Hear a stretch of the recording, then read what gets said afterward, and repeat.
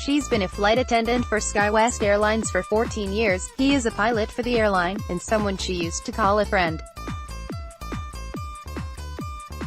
She loves her job, she said, but for the past year and a half since the alleged incident, she's been filled with constant dread. She has diligently dodged seeing him, she said, though she's had a few close calls. At Seattle-Tacoma International Airport, her home base, she rushes to the flight board to make sure he isn't assigned near her. She knows the types of trips he bids and she avoids flights that use the type of aircraft he flies. If he is assigned nearby, she tries to hide in the airport and avoid common areas, such as crew lounges, until she thinks he's gone. It's exhausting, it's time-consuming, and it's just demoralizing at the same time because you think, I have to do all of this and my company is doing nothing to help me, the 39-year-old told CNN. Morgan said her case is indicative of a larger problem in the commercial travel industry, one in which sexual harassment from passengers and coworkers is treated as an occupational hazard. She is suing SkyWest, alleging the company is liable for the actions of Capt. Robert L. Rowe, the pilot who she says raped her during a November 2016 stopover. Rowe did not respond to repeated requests for comment and CNN was unable to identify legal representation for him. Morgan filed a police report but prosecutors dropped the case, citing insufficient evidence. This is an industry-wide issue, Morgan said. It's not just pilots that are rude to flight attendants, it's passengers as well that we deal with constantly, that are making inappropriate comments to flight attendants or touching us inappropriately. Just kind of accept it because it comes with the job, but that's still not an appropriate thing. SkyWest declined to comment on Morgan's allegations or provide CNN with a copy of its sexual harassment policy, citing a policy against discussing personnel matters or pending litigation. The safety of all SkyWest employees is our first priority. We hold all employees to the highest standards of conduct and have a zero-tolerance policy for assault or harassment in the workplace, the airline said in a statement to CNN. Take all allegations very seriously, Morgan said. She is suing because she wants to end a cycle of mistreatment of women working in the airline industry, and she's not alone. Morgan's lawsuit, filed April 25, came 1 month after Alaska Airlines first officer Betty Pena sued the airline over how it responded to her June 2017 report of sexual assault by a male colleague during a stopover. The women are represented by the same Seattle-based law firm, and their claims are similar. On a layover, after drinks with colleagues, they believe their superiors drugged and raped them. Both lawsuits allege that, given the accused pilots' positions of authority on the flight and within the company, the airlines are liable for their actions.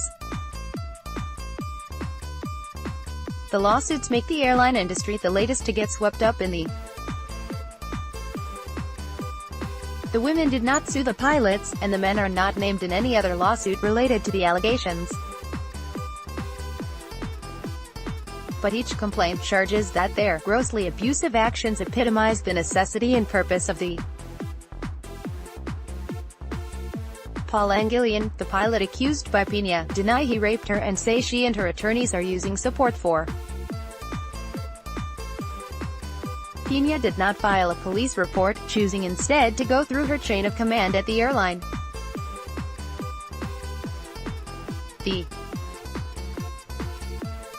It is a sensitive matter that evokes strong emotions. It should and it must evoke those emotions. Even so, an accusation does not equal guilt and we must not lose sight of due process along the way. Our democracy and the foundation for a functioning justice system depend upon it. Have you had an experience with sexual harassment in the airline industry or in another industry? If you feel comfortable sharing your story. You can contact us via text, WhatsApp at 1-347-322-0415. Changing a culture. The industry was built on the objectification of women to sell tickets, said Taylor Garland, spokesperson for the Association of Flight Attendants. Sexist attitudes persist despite the industry's efforts to change its image. A new survey by the group found that 68% of flight attendants have been sexually harassed by passengers at least once in their careers. When asked about the prevalence of harassment among airline employees, Garland said in an email that, "We don't necessarily know that it's more widespread than in other industries." Garland pointed out that, as part of its survey, the group called on industry leaders to send a clear message to the public that harassment of any airline employee will not be tolerated, a message that should apply to employees too, she said. Having that message come from the top leader at an airline signals to every single employee, whether it be a flight attendant, a pilot, gate agent, that they're going to take these reports and issues seriously. A spokeswoman for Airlines for America, an industry trade association, said it could not speak on behalf of airlines. It offered the following statement: "Our members take these matters seriously and do not tolerate harassment or discrimination in any form, as the safety and well-being of all our passengers and crew remains our highest priority. I needed help before the alleged incident," Morgan told CNN she thought of Rowe as a friend. They had spent time together outside of work, and when he invited her to a hockey game during a layover in Edmonton, Alberta, Morgan was delighted. They grabbed a drink after the game, she said in her lawsuit. Morgan told him she was tired, but Rowe, who is about 15 years her senior, asked her to stay for one more. After she returned from the bathroom, she said, another drink was waiting for her, and she consumed it. That was her last clear memory of that night, she said in the lawsuit. She felt as if she was in a fog but not intoxicated. She said she does not remember how she returned to the hotel or how she ended up in Rowe's room. She woke up the next morning in his bed, naked and with bruises on her body, she said in the lawsuit. She knew she had been raped, she said. When she returned home to Victoria, British Columbia, where she lives with her parents and cares for her sick mother, she needed to say something, she told CNN in an interview. Weeping and still in shock, she said, she recounted the story to them. Within a week, she said she reported the incident to her head flight attendant, someone she had been friends with for years.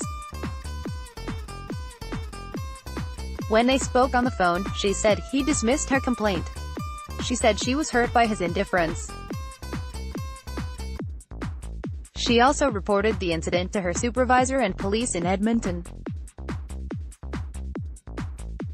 Spokesman Scott Pattison confirmed that police investigated the case and forwarded it to the local Crown Attorney's office, which prosecutes criminal cases. We confirmed that the case was forwarded to prosecutors, but the Crown did not proceed because of insufficient evidence. The case is now closed, Pattison said. He declined to comment on Morgan's lawsuit, citing department policy. When Morgan returned to work, she hoped SkyWest would investigate her claims or help her avoid Rowe. She said it took nearly a year for them to conduct a full investigation, and only after she spoke to the company's CEO and filed a formal grievance. In the meantime, she said her request for access to Rowe's schedule was denied. "I'm going to work and I'm scared," Morgan said of that time. "I'm getting sick, I'm nervous, I'm terrified and I just need some help." She was given 3 options, she said: asked to not work with him through a formal, bid avoidance process, take a leave of absence, or transfer to a new base.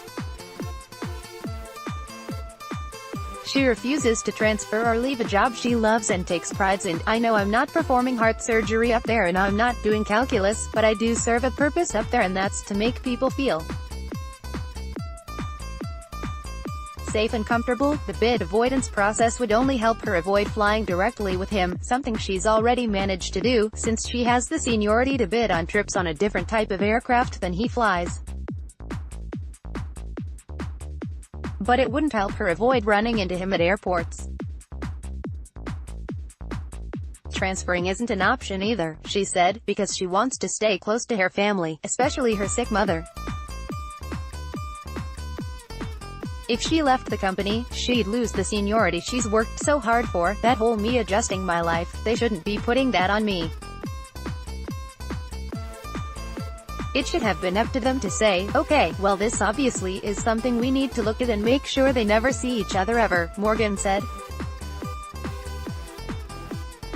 In an email dated October 18 that she shared with CNN, she pleaded with the Vice President and Director of In-Flight Operations and the Chief Operation Officer, "I am writing to get some help or ideas on how I can feel safe at work," she wrote.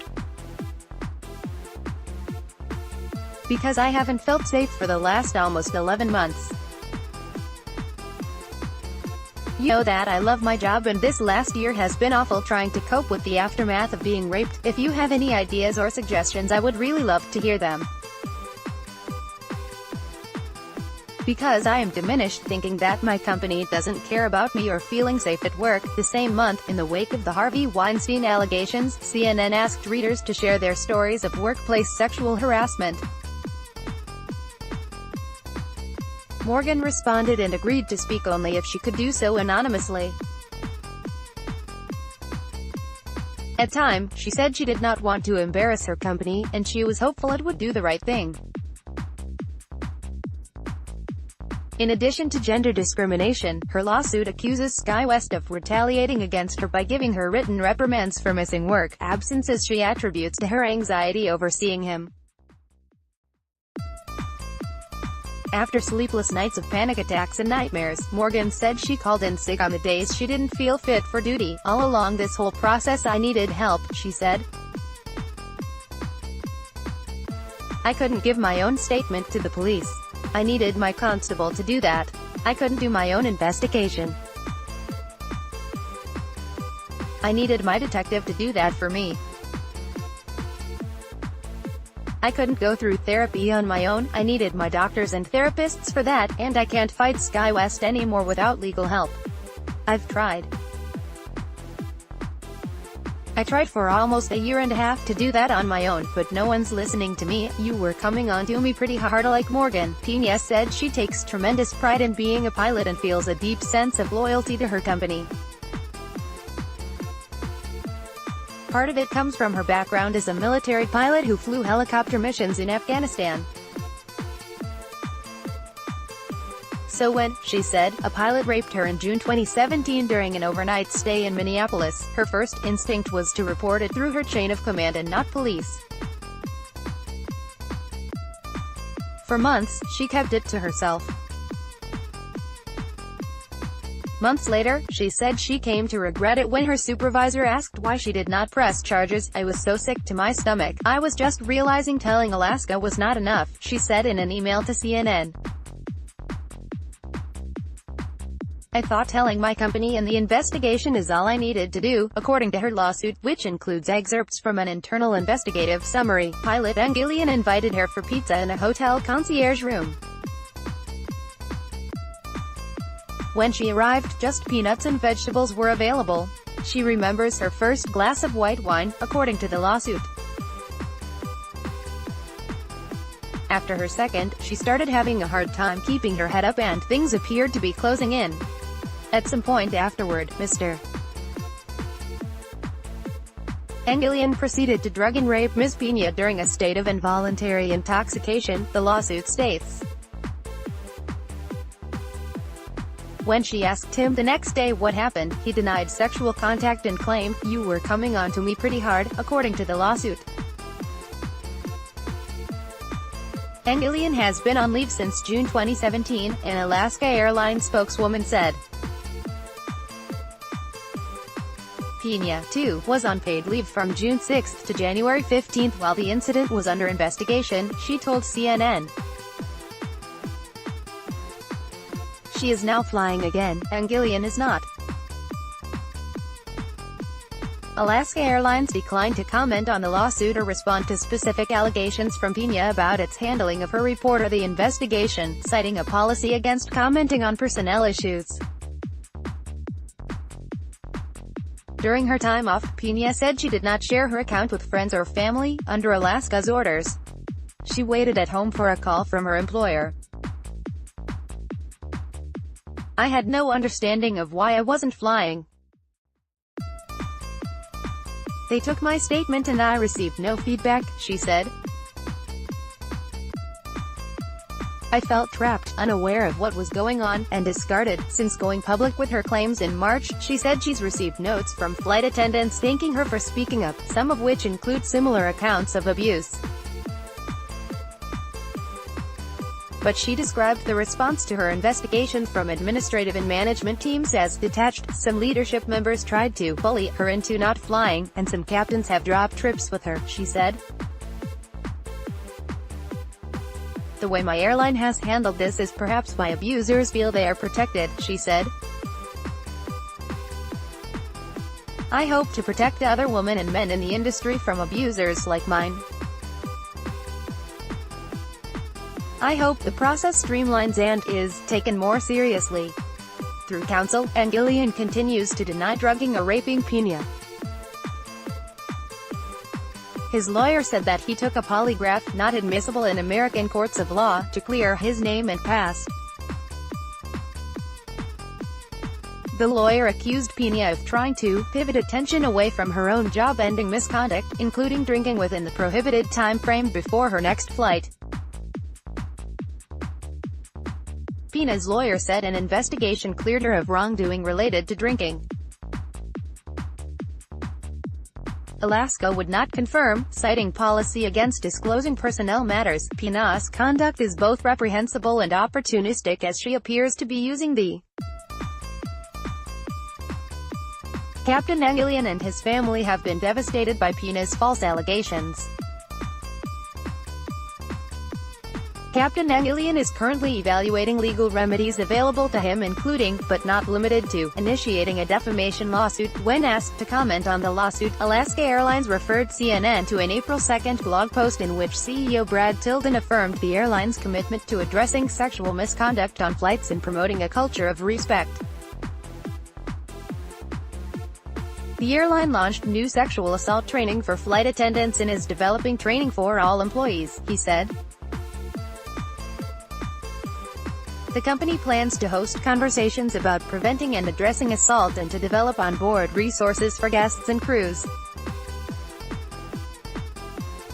To be clear, sexual harassment and assault have absolutely no place in our workplace, on board our flights, or any place. I don't want this to happen to anyone else. Morgan is still doing her job, but she's working less than the 120 hours per month she used to fly, the maximum allowable amount.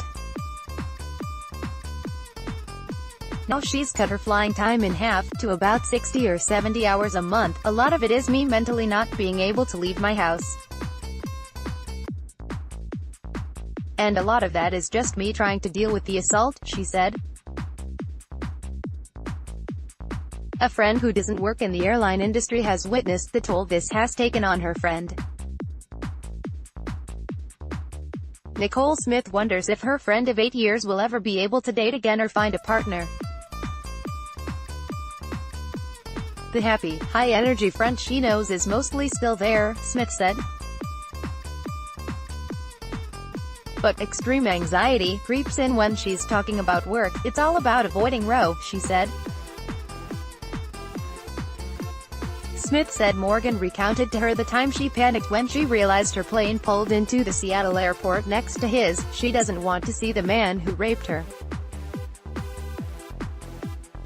"It's up to her to make that happen, and that causes her so much stress," she said. "You'll just see her visibly shake." Morgan said she had a difficult time going public with her story and having her name in the lawsuit. But she did it to prevent other women from experiencing the same thing. "I've always been someone with a voice. I'm not a shy person. I'm not someone who doesn't speak their mind. I've always stood up for what I believe in, Morgan said. I've never really been taken advantage of because I always stand my ground. This was someone who took advantage of me and it was wrong. I don't want this to happen to anyone else.